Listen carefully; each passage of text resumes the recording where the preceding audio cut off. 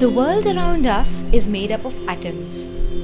Atoms make molecules, and molecules make up almost all we see around us. Students learn about this in middle school. Understanding atoms and molecules is related to the understanding of important ideas like change of state, solids, liquids and gases, physical and chemical changes, and even higher concepts like compounds, mixtures and chemical formulae. But how well do children understand these concepts of atoms and molecules?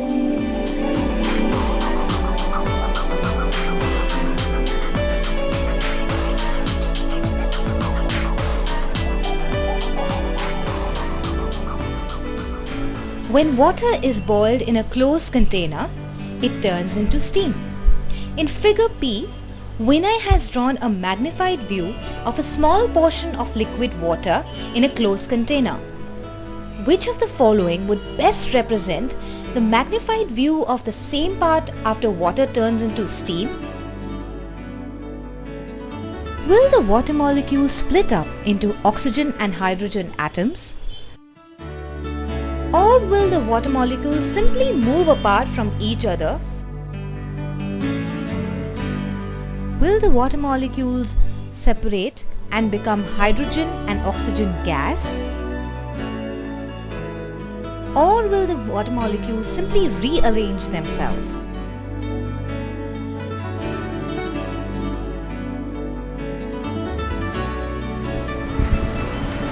As you know, when water evaporates, it turns into steam, and the expansion takes place of water, so that oxygen and the hydrogen atoms get split up. And so, as water consists of 2 parts of hydrogen equals 1 part of water, so the oxygen bubbles will be a little less. The oxygen will be a little less out of hydrogen.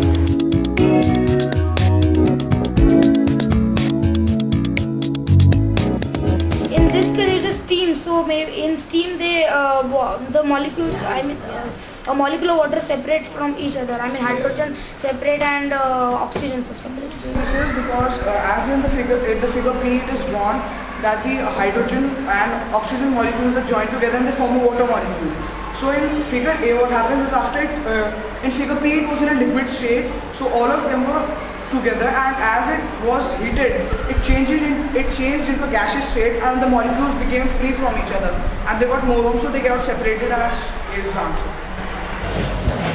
I think we all are just confused about whether the atoms separate or the molecules separate. Yeah. When water evaporates, due to heat it evaporates, it changes in the form of air, and the oxygen and hydrogen get separated. Anybody says it look like the first one? Okay. Why do you say it look like the Sir, first one? because in the air, the oxygen and hydrogen will be different. Only in the water they combine, water state, they combine and so they form H2O. But in glacier state, we can't find water there, we can't find H2O, but we can find H2 and O2. So you will find both hydrogen and oxygen in the gaseous state, but it will not be like H2O, it will not be combined. Yeah. Whenever water is heated, whenever it forms steam, the molecules of hydrogen and oxygen get separated.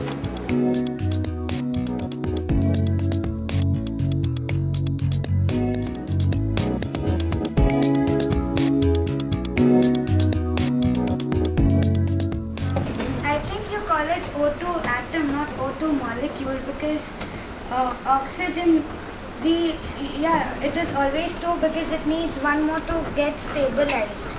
So I guess it's not O2 molecule, I guess it's O2 atom. Because an atom, as a rule, never exists as itself.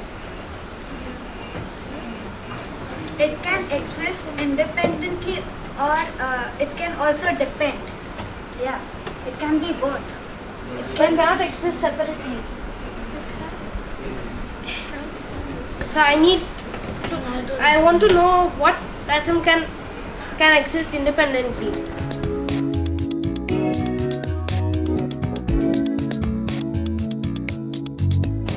In chemistry, we are learning that atoms do not have independent existence.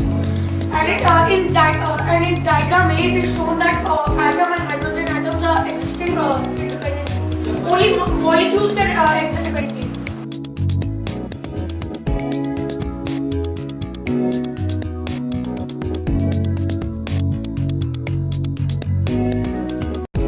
So when water is heated up, the atoms of oxygen and hydrogen, they will just shuffle, they will not separate from each other. The most common misconception heard again and again seems to be that when water is heated, the water molecule will split and the constituent hydrogen and oxygen atoms would separate. Some children seem to know that hydrogen and oxygen atoms cannot exist independently. So combining the first misconception with this piece of information which is correct, these children conclude that the correct answer is C, because after they separate, they must come together in pairs to form H2 and O2. And we even heard students say that the atoms shuffle around and form a new arrangement, which was the option D. However, these are not true, and the correct answer is simply B, that the molecules move apart and there is no kind of splitting of the molecule. This is a very basic idea that is also related to the ideas of chemical change, which happens when molecules split, and physical changes, which happen when molecules do not split. So the changing of water into steam, as we have all studied, is a physical change. Now, do children understand this correctly? Let's see.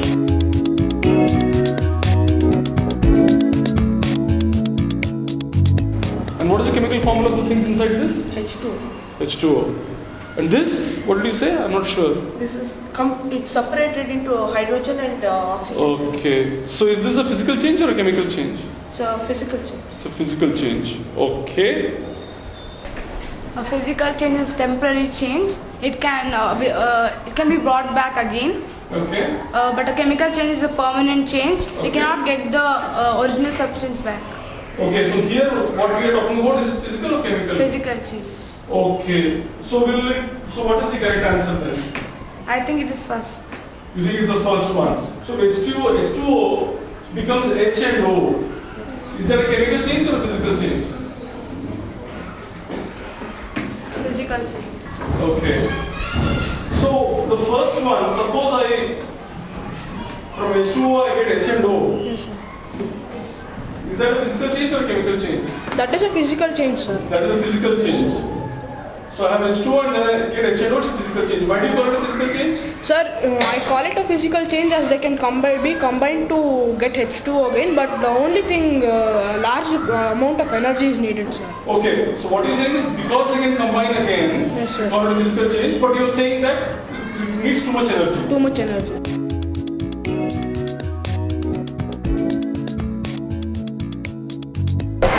Now the idea of atoms and molecules is definitely not very clear. Otherwise they would have said the molecules move apart, not the atoms. Here what they answered, all of them said hydrogen and oxygen were separated, meaning they assumed that the atoms were separated.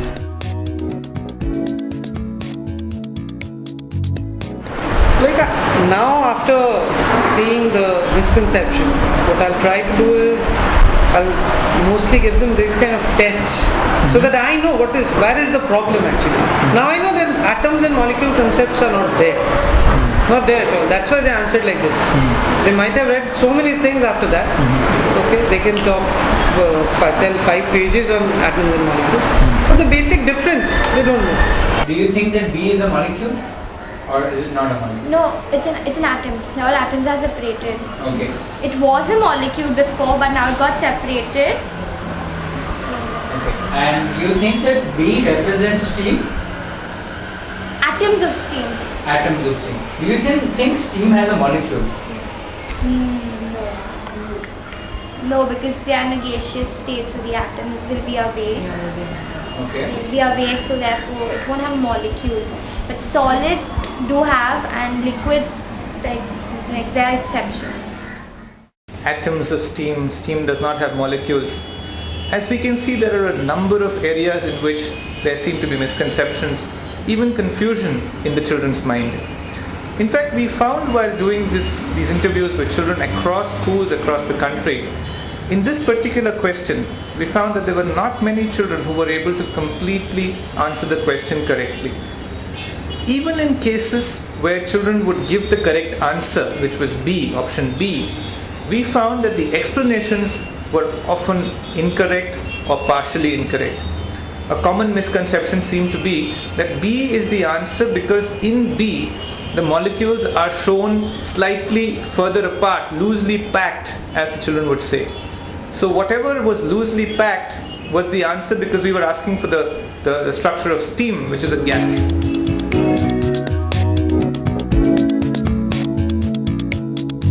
Let's now look at how we could try and what we can try and do so that children actually understand these concepts well.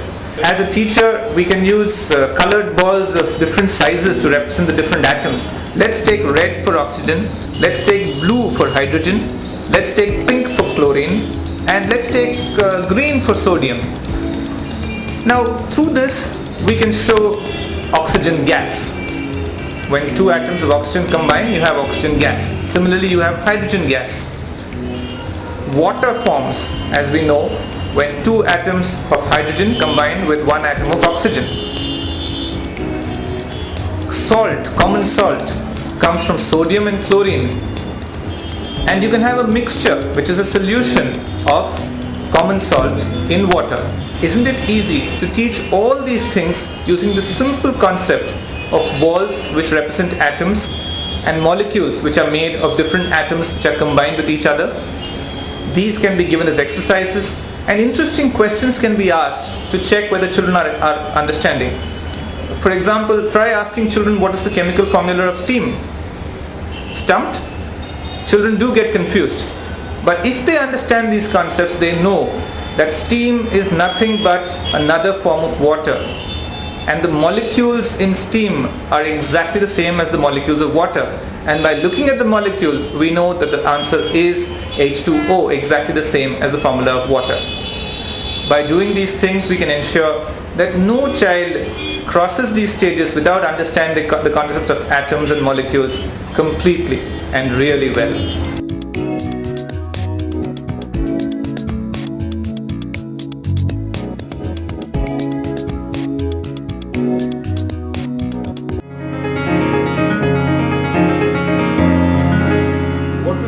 Student responses over the last few minutes was that students have certain mental models, ways of thinking about the world, certain ideas, and clearly these ideas are not what we intended to pass on to them as teachers or interested adults. These are ideas children have found by actively trying to make sense of what they are seeing around them or what has been taught. What is however important to understand here is that the instinctual reaction of adults or teachers when they see these kind of responses is to say that let me explain this again, let me explain this more clearly, 2 times if not thrice. This is bound to fail. So what we find is that it's extremely important for a teacher to listen first, find out what is already on the child's mind, to then help the child to review the correctness of this idea, weigh it against other ways of thinking, other mental models, to really be able to say that no, this didn't work and this is a better way of looking at things. And our hope is that teachers start doing this based on seeing films like this. You have seen just one concept, but there are several such ideas across class levels, across topics. And this is our hope, that teachers will become active listeners and we will have a chance to teach our children better.